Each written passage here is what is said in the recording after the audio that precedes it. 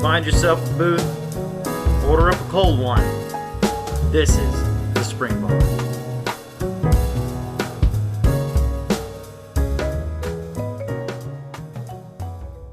Hey everyone, welcome to the Spring Bar. Glad to have you here. I am Casey, joined by my co-host Joe in the OC, and our resident Florida man is not here. Florida Mike is off, I believe, visiting parents.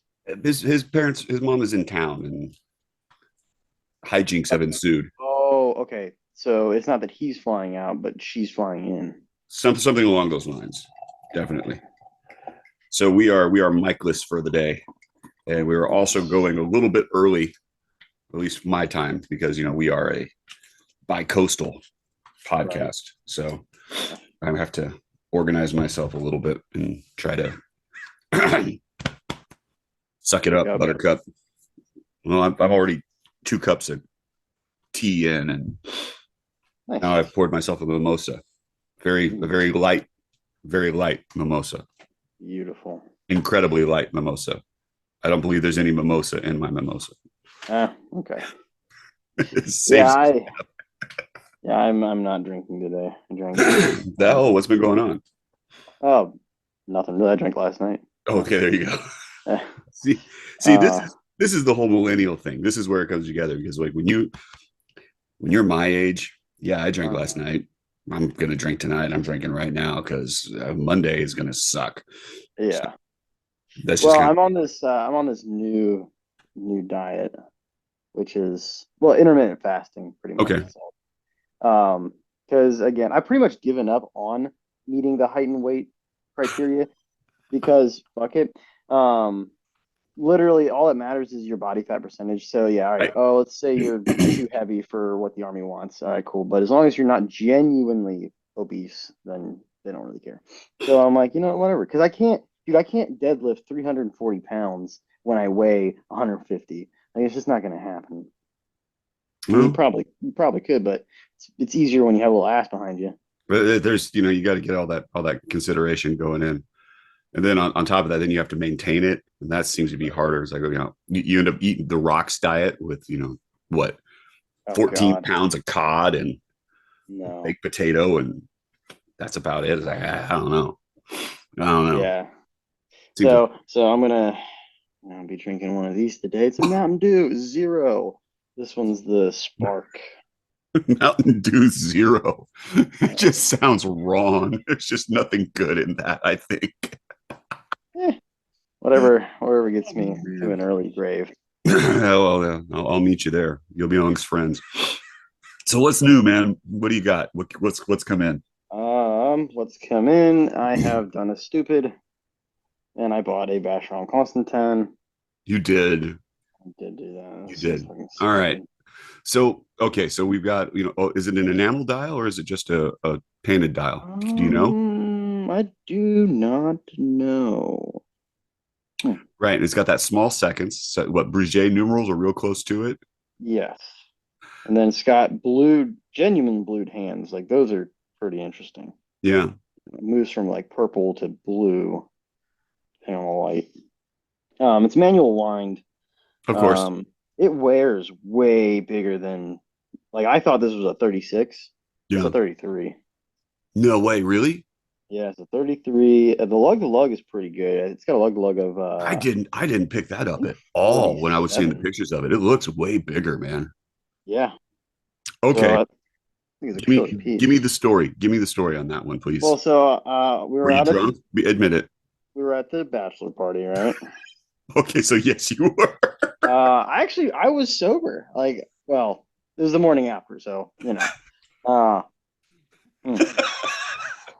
So there's like your best So drunk purchase versus your best hungover purchase. more or less. So I see Okay. this thing, and it is like starting bid zero, like $1, and I'm like, okay, fuck it, I'll watch it. And grant you, I really don't have a major interest in the Holy Trinity.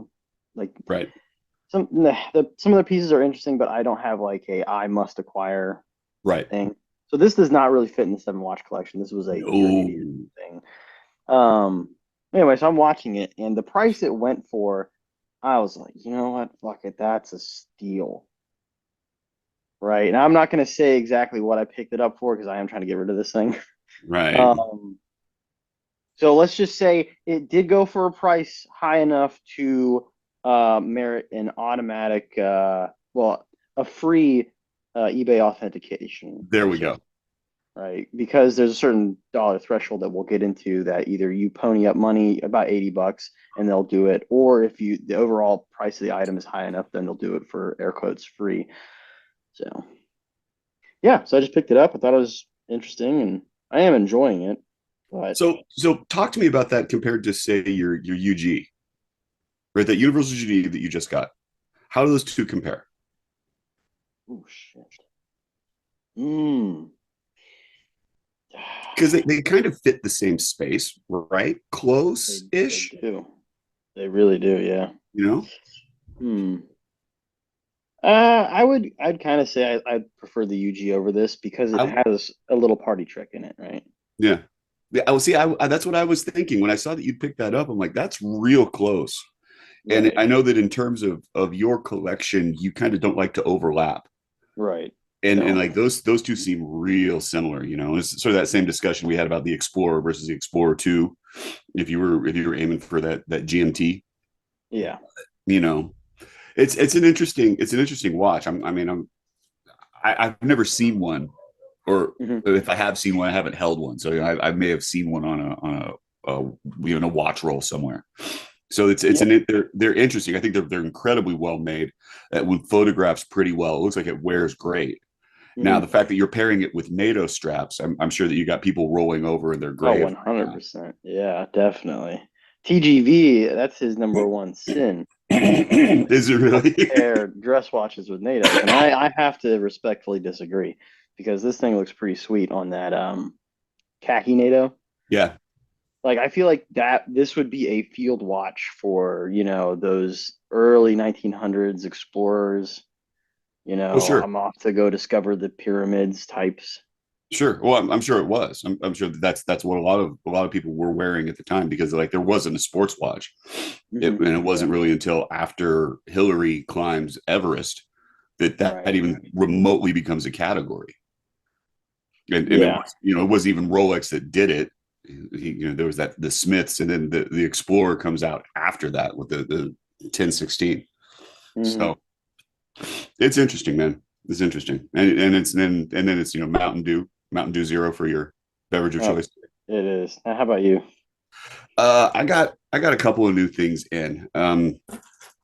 This one's kind of interesting. This is a Oceanographer G, right? I've already got one, and so this one showed up, and the price was really good, but there's some other spots to it that are a little more interesting. This has got the original bracelet on it, even though it doesn't have a signed clasp.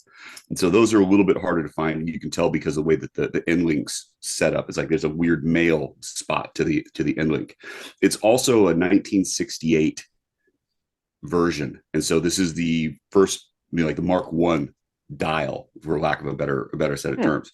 And so it doesn't have an oceanographer on it at all, even though it was called the oceanographer. That shows up in '69 and then later, in most of the later iterations. Also on the case back, like right in the middle where you would generally put your engraving, it says super waterproof Hmm. 666 feet. And super waterproof was part of a lawsuit that had to go through. Like you can't say waterproof, and that's where the whole water Okay. resistance versus waterproof came together. And then and then and then and then I got this, and this Ooh, is yeah. right. This is the Accutron Snorkel 666 with the red dial. And this is kind of one of the things that prompted our topic for today. And it was a question of what the heck is it? And so we'll get into that as we move into the rest of our show. And I am drinking a very, very light mimosa for the morning Hmm. with very little mimosa in my mimosa because I can't be bothered. Yeah. So Uh, yeah, it's gonna be one of those. uh, whatever gets you greases the wheels. right. So Yeah, the, I was.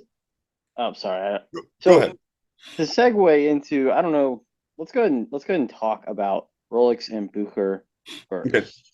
Only because I just did a quick Google search to figure out where the hell the nearest Bucher is to me. And Uh, yeah, Pennsylvania. So Pennsylvania. I yeah, I so believe I believe they are putting one in the big retail mall, the high end mall where Mike and I went and got to see all the ADs. okay. I believe they're putting one in there. There used to be a Tourneau, and it looks like they're changing that into a Brooker instead. So, Oh man, so I would have to drive 3.5 hours. uh-huh, you would. Woof. So like the news is like Rolex has bought Bucherer. Bucherer is one of the largest watch retailers in the world. They've got an international presence. They're also an AD for everyone, Hmm. real close.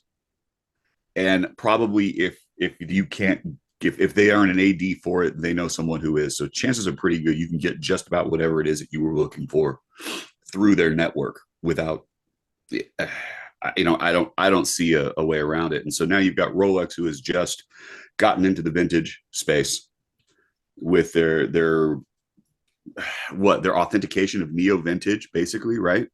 Yeah, I suppose authentication and restoration. Restoration. There's a seal of authenticity. There's also a warranty too, I think now, right? Right, and that I think stems from having the OEM manufacturer service your watch, which Right. I know some people don't want to do, but I also think it lends some credibility to the work done, you know. I don't disagree, and I think that if you're looking at neo vintage, because I think that their whole deal was like watches.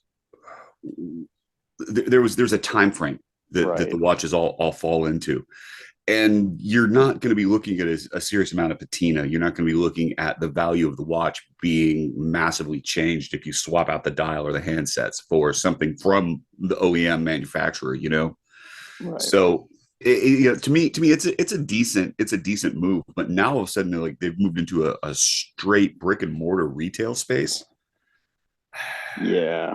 It's going to change a lot of the game real quick because they were dealing with boutiques, they were dealing with ADs, and we've all heard the stories of the ADs and the way that the AD just flops. Like Hmm. you've got your experience with the ADs, and so that's something that would be an interesting bit to talk about. That if you had to go through something like that again, like would you? Right. Yeah. So one of my concerns is, okay, so the place that I have buying a purchase history with, right? That if I decided I wanted to pursue another Rolex, which I don't really have anything in mind right now, um, that's where I would go to get it. Right. But now that's not an option for me anymore.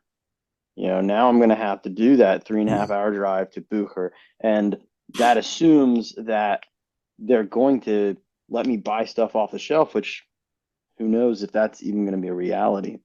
It's such a weird thing, and obviously, like there's been all these statements that have come out saying, "Oh, well, it's not going to change. We aren't changing any of our relationships with any of our current clients, and we're still going to be putting." It's like, yeah, okay, but you're owned by Rolex now, and so it Yeah. it, it really makes it an interesting thing because okay, cool, you can now you can stock in all of the vintage that Rolex wants to be selling. You can stock in all of the pre-owned that Rolex wants to be selling, and now the distribution channels have just opened up. So it's a really really interesting development. So much so that like Watches of Switzerland, which is publicly traded, their stock just tanked. It dropped like 20% overnight or something, and you see the graph, and it goes like this, just straight down, like off a cliff. So it's recovered a little bit, but even still, it's like man.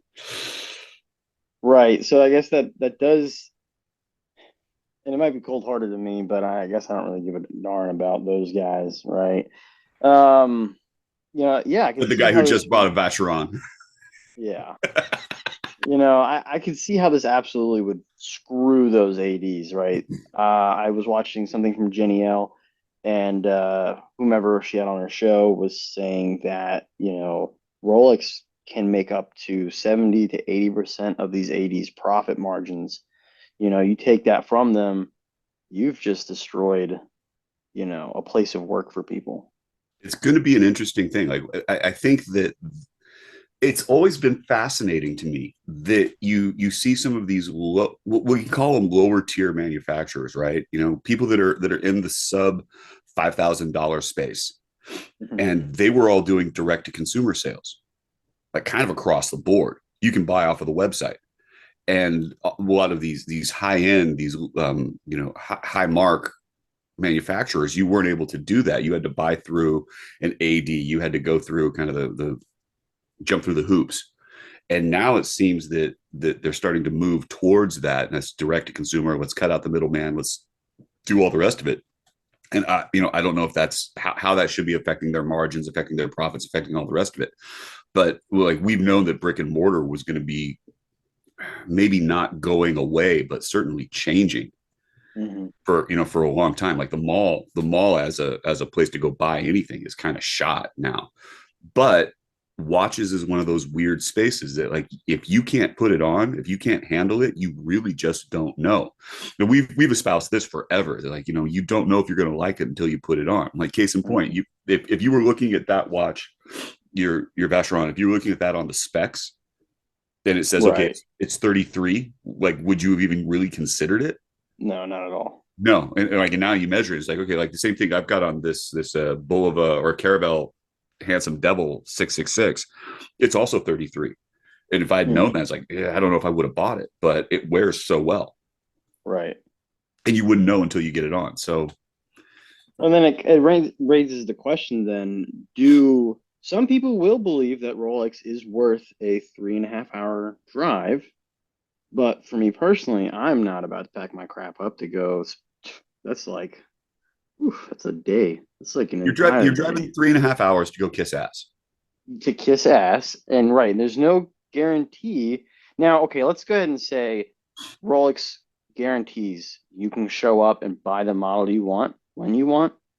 Or they have an actual list and you're on it Okay, yeah, versus, a list. right. Yeah, a publicly published Right. list. Who's next? Um, yeah, okay, I could kind of see that maybe. But if that's the case, like, do you actually have to go? Couldn't you do that over the phone? Hmm, Right. yeah. Well, okay, but then that circles back to, hey, I want to try on a watch. Right. That's a whole different discussion. Yeah. Yeah. It's gonna be really, really interesting. It's gonna be really interesting to see how that change happens, because you've got this level of high end for watches that are over 5 grand or whatever else, and you're not getting them at Macy's. You're going to a place that's dedicated to watches, and those are becoming few and far between. I think that there are some pretty solid dead zones in the US. I'm lucky enough to live Hmm. nearby to major metropolitan areas. I'm Los Angeles adjacent, which means that if necessary, I can go to Rodeo Drive. I would much rather not park Hmm. my 15-year-old Mini Cooper on Rodeo Drive and pay $15 a minute to park, but still, whatever. And I could do that. I could go check that stuff out. I've got major retailers and really heavy hitting ADs that are under the 3 hour mark. Like, technically they're all within 30 miles, but it's LA. So that could be 3 hours. Depends on traffic. Yeah. But Right. it's all there. So And I I'm a think, bit spoiled for choice. yeah, so like dudes that are like in the heart of America, Mhm. Central Point might not have that option. But I Arkansas think is going to be hard. you're right. North Dakota. Uh, but but yeah, I think Rolex, and I've been saying this for a while, they're trying to get up into that Holy Trinity level of respect from the community across the board, Yeah, which they just don't have. Rolex is not that, but this is a move to strong arm their position as such. certainly could be. It certainly could be. I mean, it definitely changes their position extensively, and it's creating kind of a new monster and a new paradigm. And it'll be really interesting to sort of see how things shake out. Right. Yeah, I agree. So so this is a good way to segue into another alternative. Should you want to buy a Rolex and not have to do all the additional like so you had hoops to jump through before, but now Yeah, they've lit those on fire. Um, so let's just say screw it. Like case in point with the Rolex Explorer 2 that I may consider making my GMT watch, I right, don't want the new size. I right. like the 40. So I buy it secondhand and I'd probably go through eBay because they offer one of these bad babies right here. Authenticity guarantee. Yep, and this one is for a Omega Speed Sonic. Yep. Um, so, all right, let's go ahead and dive into this program. So, okay, the process works that you if the watch is listed at over $2,000, eBay will authenticate and they will send it to a their authentication people, which they're a little vague on who they are Yes. and what the qualifications of these individuals are. And so I don't know if it's going to a central location, if it's going to a central location and being distributed. It's kind of vague on what it is, and I'm not sure what the bona fides of the people that are doing this kind of authentication are. For a So, watch, where did yours go? Mine went to Ohio. I think mine went to Indiana, but I'm not. I Oh, don't shit. recall. It might have been Ohio. Hmm.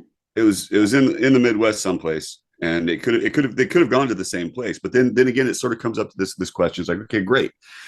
So what, we've got a building full of people, and you Yeah, kick it to, it's like Chuck is the Rolex expert, and right. Diane is working on, you know, Cartier. Yeah. European Eastern European watches. She's the Vostok expert, or whatever. Yeah. So it becomes Oh, it man. becomes a really interesting question. But like, so for your watch, and excuse me, even for your Universal Geneve, which also was authenticated, right? No, that No, was it was under. massively under that. Oh my Oh God. wow. Okay, cool. Because you're the only person I know who's done this and had the authentication thing happen. Dude, So I've had at least 7 watches go through this. have you really? Mhm. Okay. I use Okay. them a lot. Okay. So then you can speak a whole lot more to it than I can, because this is my first authenticated purchase. But it begs that question, because in the world of Bulova Accutron Caravel 666 watches, I'm a little bit of an expert, kinda. And I had never seen this red dial watch before. Like, I thought it was a fake. And so I started Okay. reaching out to people I know. It's like, hey, is this legit? Because I don't know if it's a redial. I don't know if it's what this is. And I ended up talking to the guy who serviced it. And he's like, oh yeah, it's legit. And talked to some other people. He's like, yeah, I've seen one other, because I've never seen one. I never even heard Mhm. of it. Was nowhere on the radar at all. But that means now it's going to eBay to be authenticated. It's like, okay, hang on, I don't know about it. How What can do they? they know? Absolutely. How can they? Whereas something like your Vacheron, it's serialized. It's got a definite movement. There's more history, and there's more documentation on a watch like that. Same thing with, I'm Ah, assuming, many of your other purchases. that's what I'm hoping. Now, me personally, I've tried to find this model of Vacheron somewhere. Oh Can't yeah. find photos of it. Nothing. So much Ooh, so to where I'm trying to contact VC to get an archive extract on it. there you go. Right, Um, because you can do that through them. yeah. So and also I Yeah, figure that's gonna yeah. But okay. So let's circle back real quick. So this program started in 2020. Right. So that's kind of what COVID territory, right? COVID. Right. And I would say I think this luxury watch thing really took off then, probably because of stimulus checks. You Stimulus checks know, and people being bored, having a lot more yep, time online. they're not going traveling anymore. So now we're getting into this. So eBay is probably seeing a spike in sale of watches, and a lot of people are they want more, oh my gosh, what's the word? Confidence in what they're Security. buying. Yep. So they roll out this program, and we don't really know, like we just said, who's doing it and where it's going, which is a little shady-ish.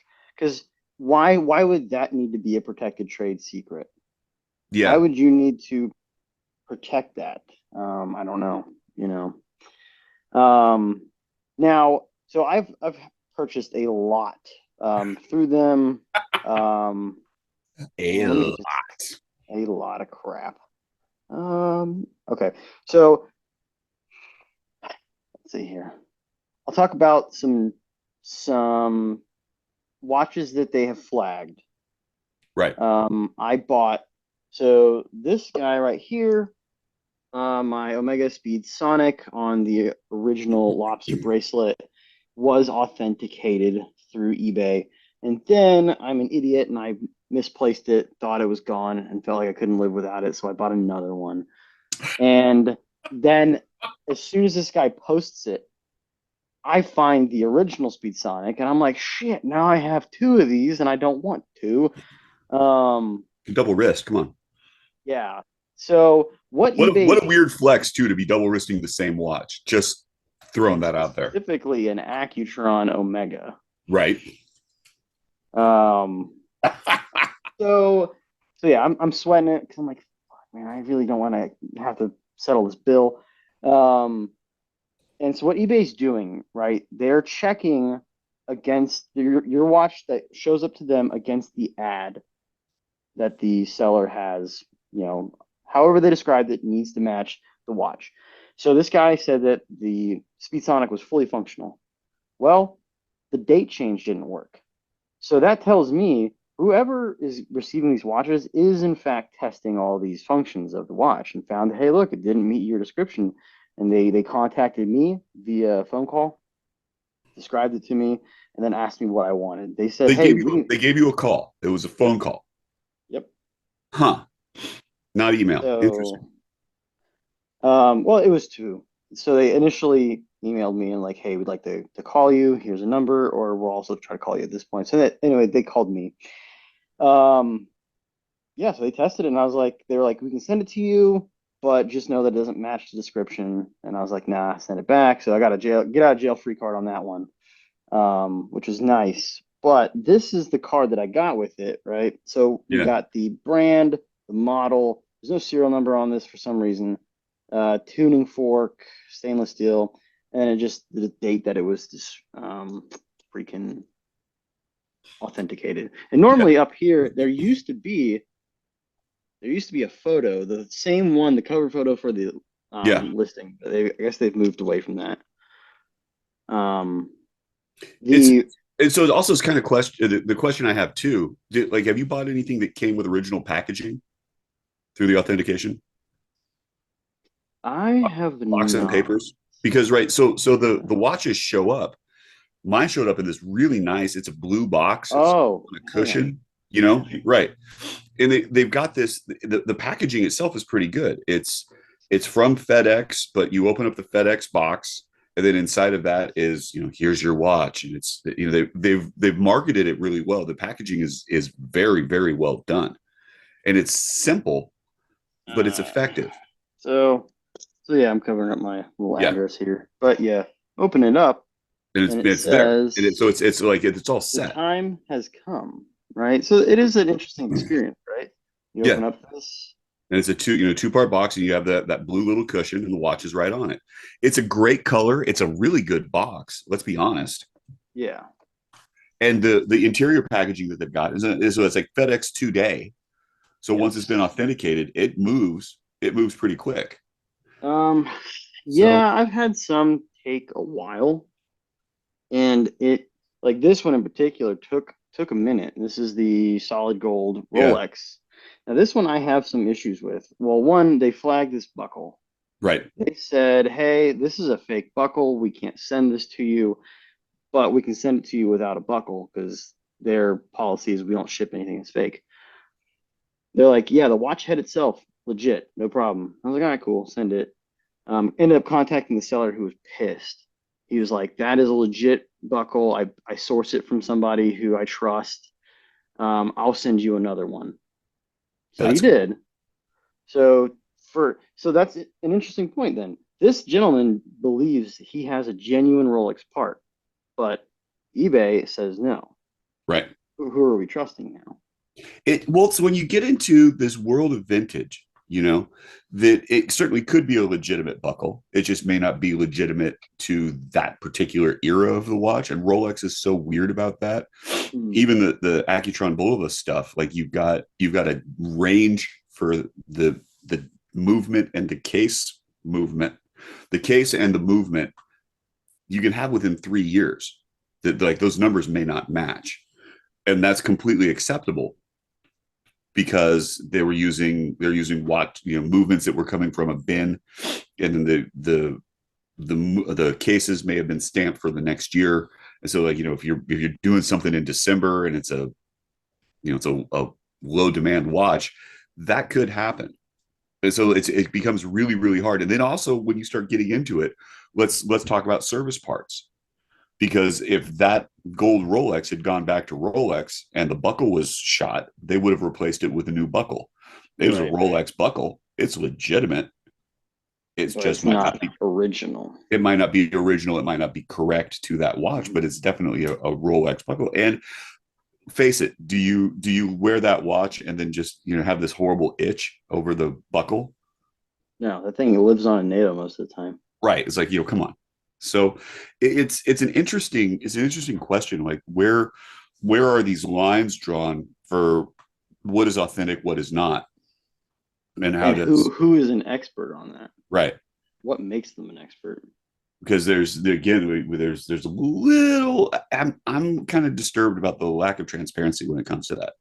The packaging is great. The Yes. the feeling Ooh. feeling is good, but I think that if you are anywhere in the watch idiot savant space, which we all kind of fully fall Yeah, into, like I've absolutely. done a bunch of my due diligence already. It's like nobody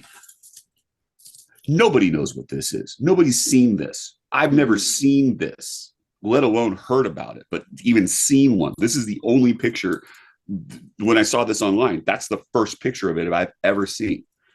And so, like, I'm reaching out to collectors that are way older than I am, that have handled a lot more watches, and only a couple of them got back to me. And I'm like, oh yeah, I know that one, Hmm. and they probably know this exact one. It was really really interesting. So my authentication process seems to have been maybe more in depth than eBay's. Right. So so I suppose maybe if they get a watch in that's so niche like that, they just default back to maybe their SOP. The standard is, okay, does it match what the seller said it was? Yeah, Hey, do the hands move like they said it would? Do the date change like I said it would? Yada does it yada. work? Right. Right. But see, this is another interesting point though, because you said that like they authenticated your Speed Sonic. Cool. How do they know how the Speed Sonic works? Because it's a relatively specific movement. Right.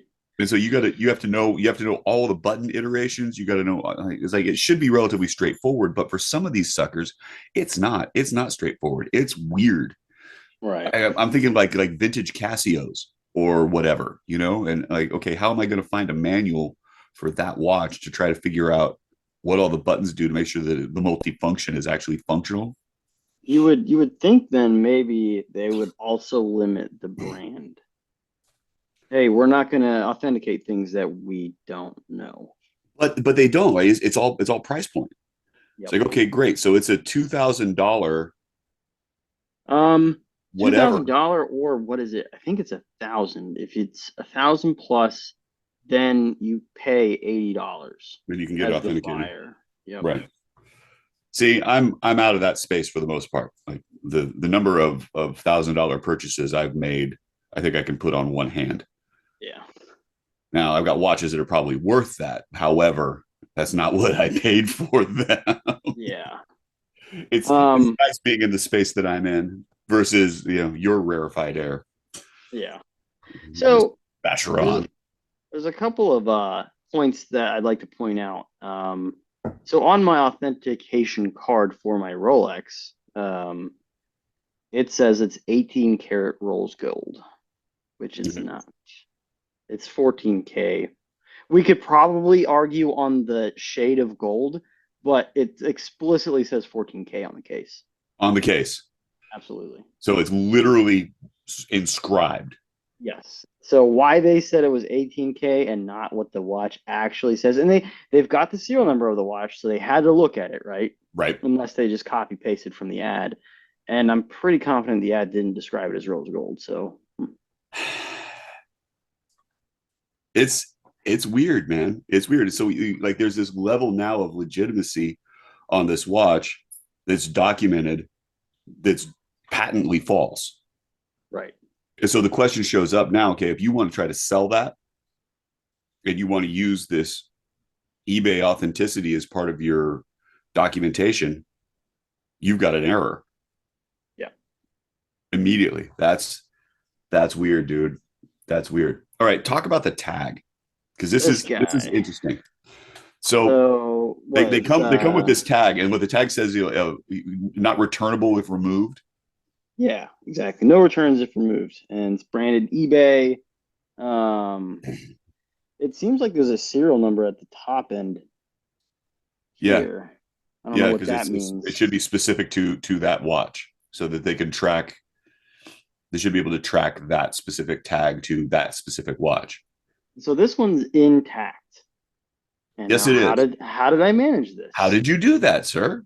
So these are the only two adhesive points are at the top and the bottom of these little loops, and these get attached to the bracelet or strap.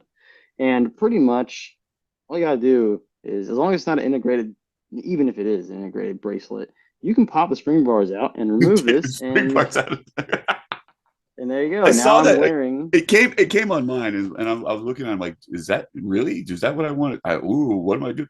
And then I was thinking about it just for a second. I'm like, I can totally get the bracelet off. Like this bracelet will pop right out. Are you serious? That's your security measure? right. But anybody who knows anything about watches, I just pop the spring bars out, and oh, come on. Yeah, and if you got low morals like myself, you can take that sucker for a test drive, man. And then let's say if I decide, all right, this Vacheron is just not my thing, well, I'm gonna go put this right back on and kick it back to eBay. Yep. Yeah. And if they're like, hey, why is this all buggered up? Oh, I don't know, man, but the tag is intact, and you said, It came that way. The tag's there. yep, Obviously, it wasn't me, sir. exactly. You have a foolproof system. Foolproof.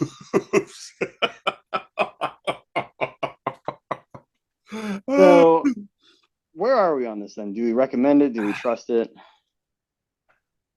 Is it a gimmick? Do you think it's a gimmick? A little bit, but I do have a small level of trust, mainly generated from the point that, hey, someone's testing this watch before it comes to you, and you can get it returned if it doesn't function the way the seller said it would. So I think that part of the big thing has to do with the way that eBay listings are done, and the legitimacy of the seller. So Mm-hmm. I like when you sell stuff on eBay, when I sell stuff on eBay, I try to list it as accurately as possible. If there's a flaw, I'm going to point it out. Yeah. And also, it's also like, I'm not a watchmaker. I'm not checking this thing for any kind of authenticity. Mm-hmm. I'm not verifying anything about it. This is what I've got. Here's the pictures of it. I'm trying to represent it as honestly as I can, and do with that what you will. The authentication that comes from eBay is just somebody else who's taking a look at it and saying, "Yup, that matches the ad," or "No, you misrepresented this watch." Mm-hmm. If that's the case, then you can get out of it. It's like I sold one of those Canadian 666s, and the seller wanted to return it because he thought that it was trash. Well, it was trash. I listed I it said it as was trash. I listed it as trash. It didn't work. It wasn't. You were going to have to do a lot of work to it. It was not pretty. Parts of it didn't function. This is documented. It says it's for repair. It is not a working watch. You're going to have to put some effort into it. And this guy's like, "Oh, it was awful. It was just a train wreck." I'm like, "Well, yeah, I said it was." So, like, I question what would have happened if that would have gone to authenticity, where somebody looks like, "Yep, this is a mess.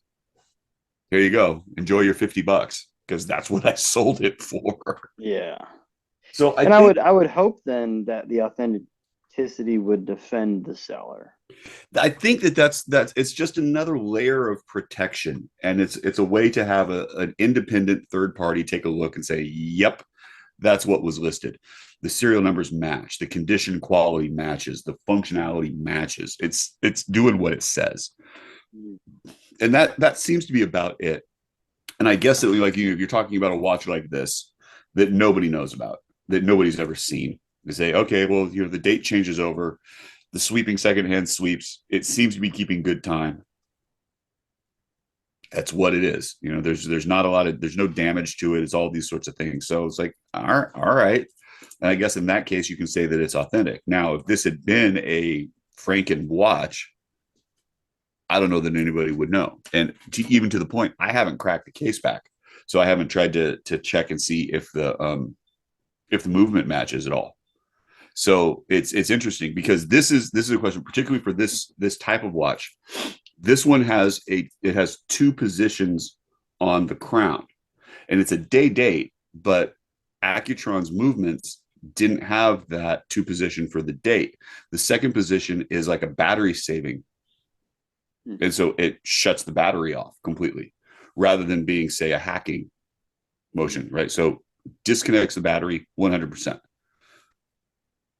Nobody knows if that came with this watch or not. It's not, no one has a clue. And then on top of that, because these suckers are so old and they're a little bit more fragile, any watch that somebody's got access to, unless you can document the fact that you're the original owner, the movement may have been serviced. It may have been serviced with a different style. It could. Who knows? Who knows? And so when it comes to authenticity, he's like, I'm as much of an expert as anybody you're going to find at eBay. Absolutely. If not, maybe a little more. Right. It's that kind of question. Like I don't have a good answer for that. I think that if you're dealing with well-known, well-documented watches, anybody, if you're buying a Rolex, I feel like you're in pretty good shape. I think that if you're buying Seiko, you're in really good shape. Almost any other major European manufacturer, any major Swiss manufacturer, you're probably good. Citizen, you're probably good. Quartz, maybe not, but mechanical, definitely. And you're in probably pretty darn good shape because the documentation is there. Now you get into sort of the weird esoterica. You get into some of that strange, really niche shit. Buyer beware. Because all they're going to really be able to do is take a look at what the ad says and then what the watch presents itself as. Is it legit? Don't know. Will they be able to tell? Probably not. Because you got to have a level. You have to have a level of knowledge within your particular brand. Yeah.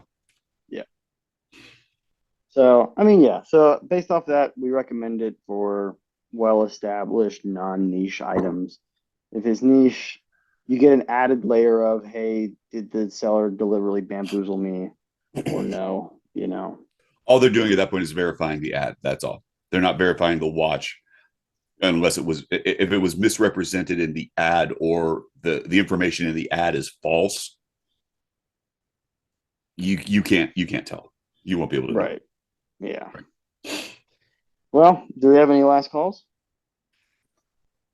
So I am off to night 2 of Metallica 72. Oh, wrong side. 72 at SoFi Stadium in LA. And so it's a 2-night show. I paid a lot of money. And I will say though that they deliver. It's probably worth it. So when you say a lot of money, what is a lot of money?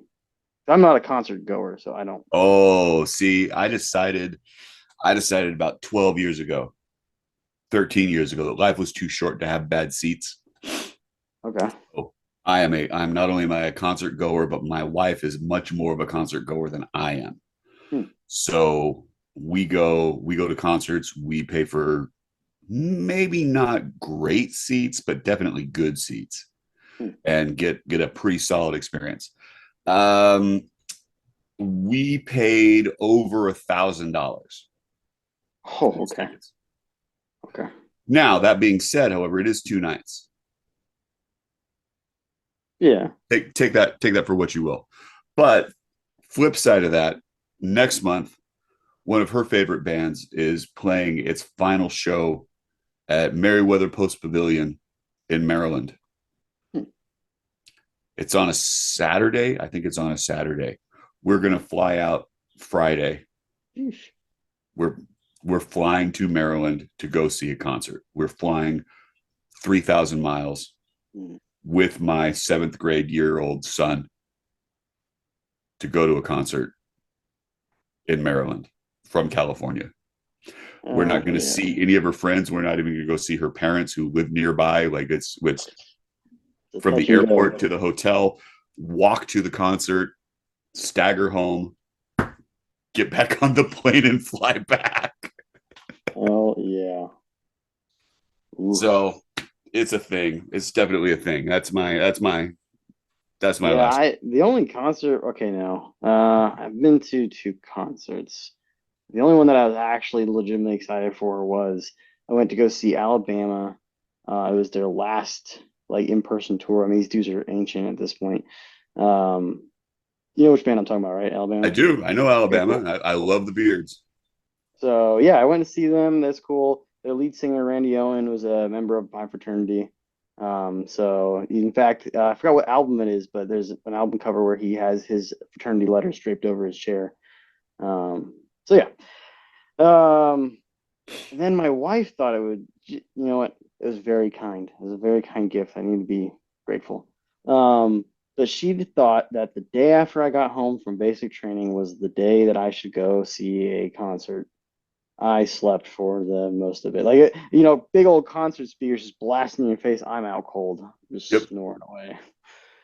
So, this is where this I find this fascinating because you say you've been to two Yep. concerts, Yeah. two concerts. It's like I've been to two concerts this week. Oof. I think this year we're upwards of probably 17 or 18 live shows Hmm. so far. I've got what I think between now and the end of the year there might be six more shows that we're going to. Wow. That's without talking about anything that pops up that we need to go get tickets for immediately. So but it's also, it depends really upon where you live. Although you're close enough to DC that Yeah. everybody goes through DC. Mhm. Like I'm in the greater LA area. And when you start talking about what's available here, you've got all of the heritage venues, the Coliseum, the Forum. Then you start getting into like the new stadiums. You've got SoFi Stadium. You've got the shoot Staple. It used to be Staples Center, is where the Lakers play now. Like Crypto Arena or whatever the hell it is. And then you've got the House of Blues, you've got the Whiskey, you've got the Roxy, you've got the Starwood, you've got the Palladium, you've got the Orpheum, you've got the Wiltern. The list goes on and on and on. And that's without getting to the local venues that are right around down the street from me. So like live music for us, it's a we could go out every night if we really wanted to. Hmm. I don't really want to. I'm old. Yeah. I don't really. I think the thing that kills it for me is the crowds and like, there's a lot of people here. You know what, it does make a difference. I will say that pre-gaming in the parking lot helps, Mm, but then you got to stagger into the venue, yeah. and then you also have to go home. So like for in our situation, parking's always atrocious. So like leaving from the Metallica concert, it was probably took an hour to get out of the parking Oh, hell no. I would hate that. I'd be so mad. lot. Like, It was a good time. the blood pressure spike alone would just ruin the whole event for me. See, this is where you have to negotiate that one with your wife. Let her drive. No, Unfortunately, I've then negotiated that with my wife. I drive. I'm just gonna be mad in the passenger seat. So, Well, you got any last calls? You got anything at all? I don't. So, how can folks contact us? We are the Spring Bar Podcast. You can get us on Instagram at the Spring Bar Podcast. On a personal level, I am Watch Taylor Youth, all one word, all spelled out. Watch Taylor Youth, KC. I'm time.hack1636, and Mike is, you're gonna have to correct the number, but I think it's like 169 clicks or whatnot. 120 clicks. We That's should what it change it is. to 169 clicks. That's way better. That's way Yeah. better. Oh my gosh, that's so good. We'll make that happen. You Yes. can also, you can reach us at Gmail at the Springbar Podcast at gmail.com. And we are looking for all sorts of stuff. So let's put a challenge out. So I think I'm going to be, well, it'll probably be too late. Maybe you'll be able to catch it. There's a one watch challenge that's going out, and I'm going to be part of the authentication and adjudication panel for that for this next week. So if you want to take a look, you can check all that out. But what's our challenge for this week? You know what? Let's I would like to see everyone's best dress watch and NATO combos. Ooh, that's a Let's do good. that. That's Man, good. it's all blown out. Yeah. Dress watch and Well, NATO. All right, so hashtag us the Spring Bar Podcast, and we'll take a look at your best dress watch NATO combos. So until next time, bye. cheers. Auf Wiedersehen.